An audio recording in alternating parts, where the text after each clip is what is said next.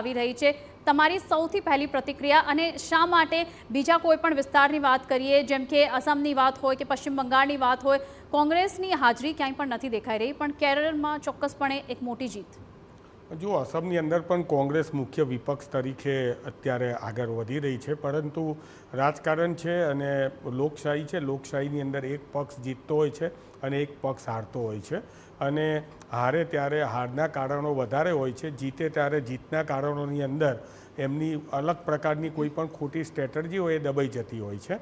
એટલે આપણે અત્યારે વાત જો હું તમને કેરેલાની કરવા માગું તો કેરેલાની અંદર અમારું રાષ્ટ્રીય નેતૃત્વ પ્રિયંકા ગાંધીજી ત્યાંથી સાંસદ છે, પહેલાં રાહુલ ગાંધીજી ત્યાં સાંસદ હતા. ત્યાં તમે જુઓ કે કેસી વેણુગોપાલ છે, અમારા શશી થરૂર ત્યાં છે, એ બધા જ લોકોએ જે પ્રમાણે ત્યાં મહેનત કરેલી છે એની અંદર આવું રિઝલ્ટ જે છે લેફ્ટ લગભગ અપ્રત્યાશિત છે. આવા પ્રકારનું રિઝલ્ટ ત્યાં ભારતીય જનતા પાર્ટી તો છે જ નહીં.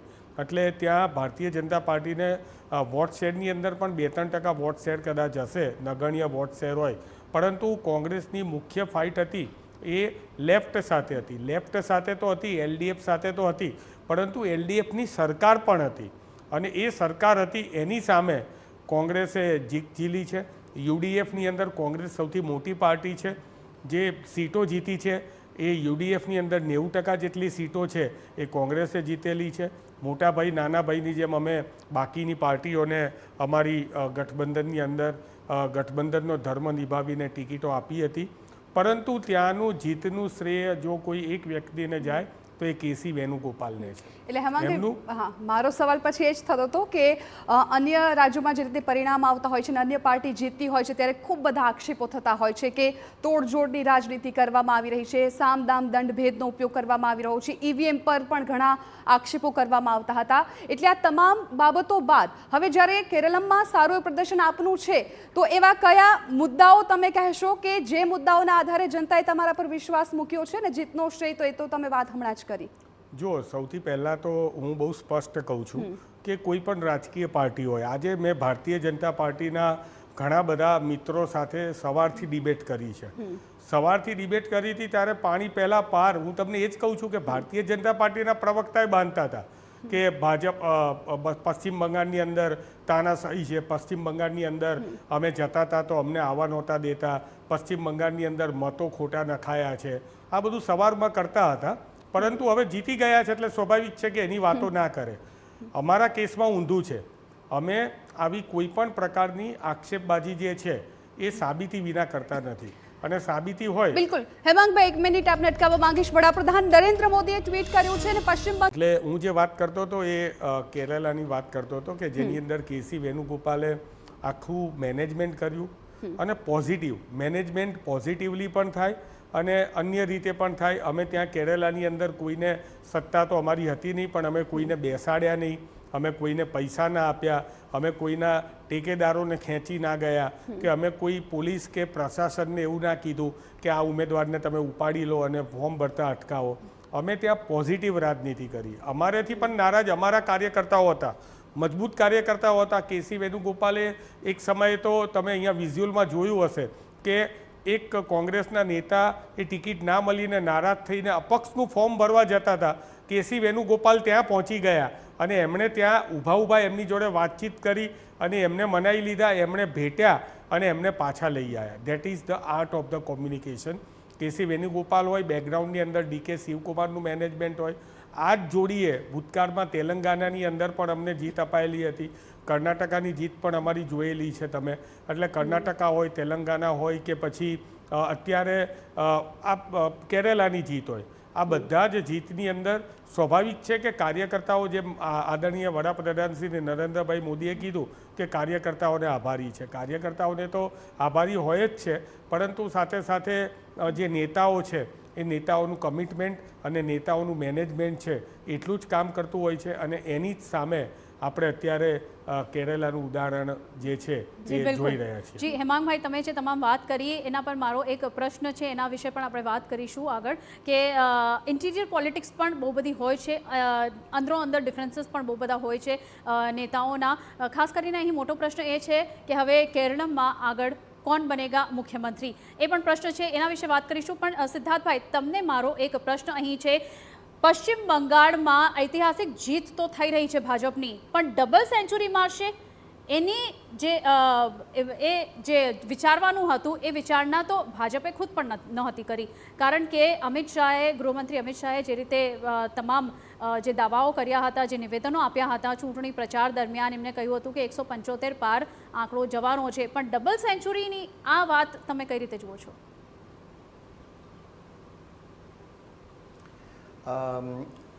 જી નીરુજી, અત્યારે હું જોઈ રહ્યો છું ઇલેક્શન કમિશનના ડેટા એ પ્રમાણે 205નો આંકડો બતાવી રહ્યો છે.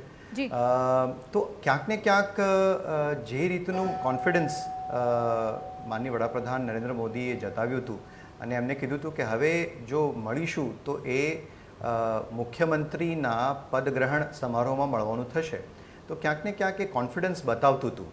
પણ એ વાત કરું એ પહેલાં I just want to touch upon one aspect of Keralam, કે દર્શકોને એ પણ જાણવું ઇન્ટરેસ્ટિંગ રહેશે, મહત્ત્વપૂર્ણ રહેશે કે કેરળમાં કોંગ્રેસ પ્લસ જે છે એ અત્યારે જીત ઉપર જઈ રહ્યું છે.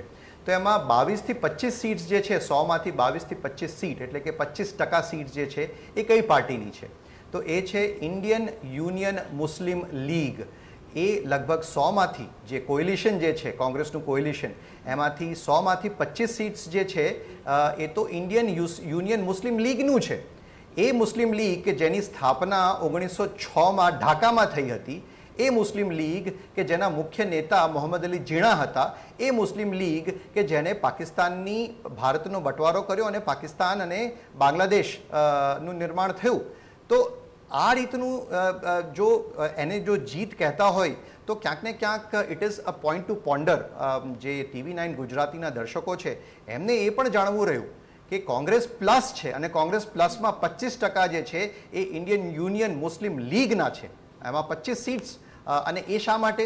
કેમ કે જો તમે જોશો તો વોટર બેઝ જે છે કેરળમાં એ લગભગ 25% મુસ્લિમ વોટર બેઝ છે.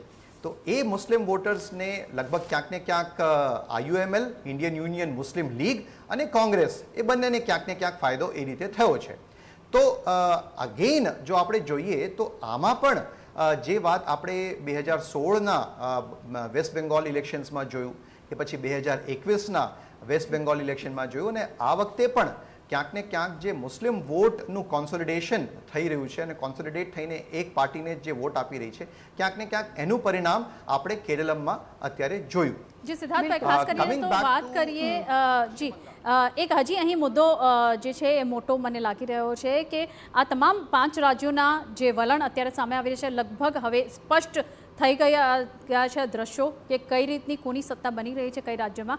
પણ અહીં આ તમામ રાજ્યોમાં એક વસ્તુ જે છે, ઇશ્યુ બેઝડ વોટિંગની વાત કરીએ કે પછી કાસ્ટ બેઝડ વોટિંગની વાત કરીએ, તો આપને શું લાગી રહ્યું છે કે કયા રાજ્યોમાં કયા ફેક્ટર કામ કર્યા છે કે બંને જ ફેક્ટર એટલા જ મહત્વના રહ્યા છે? ના, પશ્ચિમ બંગાળમાં તો બિલકુલ ક્યાંય કાસ્ટ ફેક્ટર રહ્યું જ નથી. Same is the case in Assam also. ક્યાંક ને ક્યાંક સનાતન સિવિલાઇઝેશન વર્સિસ જે ઇલીગલ માઇગ્રેશન છે વર્સિસ જે મુસ્લિમ પોપ્યુલેશન છે, આ વાત તો આઈ થિંક હવે ઓવર્ટલી કહી શકાય. હવે ન્યૂઝ ચેનલ્સ, મીડિયા આ જે M વર્ડ છે એને ક્યાંક ને ક્યાંક આપણે ઘણા બધા ન્યૂઝ ચેનલ્સ પણ એ બહુ આડકતરી રીતે એનો પ્રયોગ કરતા. ક્યાંક કહેતા કે અલ્પસંખ્યક મતદારો, ક્યાંક કહેતા કે માઇનોરિટી વોટ. પણ હવે આ બધું ખુલીને આવી રહ્યું છે, એવરીથિંગ ઇઝ ઇન ઓપન. તો it is not at all caste based. પશ્ચિમ બંગાળમાં તો it is Sanatan civilization versus rest, અને એ પ્રૂવ કરે છે કે દેશની જે દશા છે એ બદલાઈ રહી છે, દિશા બદલાઈ રહી છે. અને same is the case even in Assam.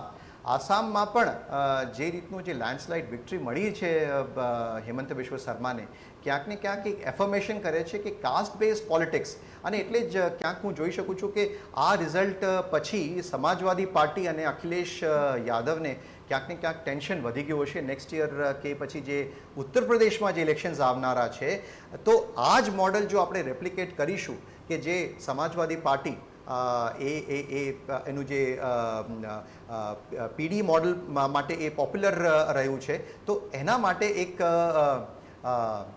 PDA model જે છે એના માટે એક મોટો એક ઝટકો જે છે એ પુરવાર થઈ શકે છે. બિલકુલ હેમંતભાઈ આપ કંઈ કહેવા માંગતા હતા?